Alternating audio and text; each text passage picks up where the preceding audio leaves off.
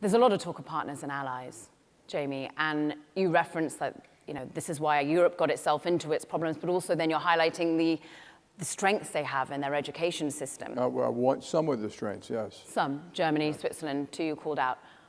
What do you think they will have made of the strategic announcement that we just had? The idea that, I think, civilization erasure was something that was named in the National Security Strategy published this week.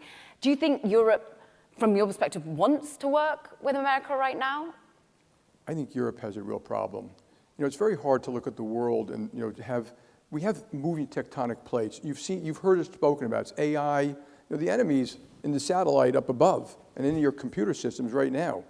And the world changed. The other tectonic plate is the rise of China, huge global deficits, social network programs that probably can't be maintained over a long period of time. So Europe has a problem. I think they accomplished an unbelievable thing when the Euro got together, the EC, and they said, let's live in peace and not war. They had World War I and World War II, but they had the Franco-Prussian Wars, the Napoleonic Wars, the 100 Years' War, the War of the Roses. And so living in peace is a good thing, but it got bogged down. They never finished the common market. It takes 27 nations, to make a decision. They let their military drop dramatically. It's very bureaucratic, which is why part of the reason that they lost Britain to the EU, which I think makes it bad for both of them, by the way. And so you got to be honest about this. So, and those tectonic plates may move over 20 years.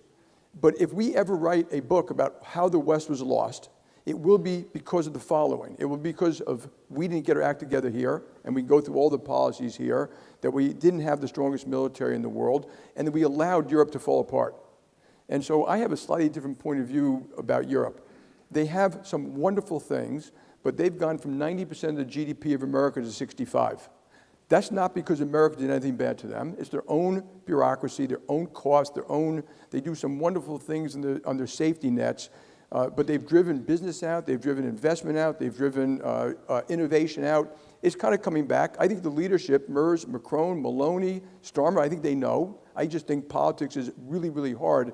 Therefore, the fragmentation of Europe, if they fragment, that's exactly what some of our adversaries want. They want to go back to a world like that, and then you kind of have a world that was like it was before World War I, everybody out for themselves. Everyone's got different national security interests, whether it's food or energy or water, and China is a huge country who wants to do bilateral negotiations with every country. If they fragment, then you can say that that America first will not be around anymore. It will hurt us more than anybody else because they are a major ally in every single way, including common values, which are really important. So therefore, I think we should be using our American capability, strength, coercion, democracy, trade, investment to urge them to do what's in their own self-interest, which is military and economic, and the economic is equally important.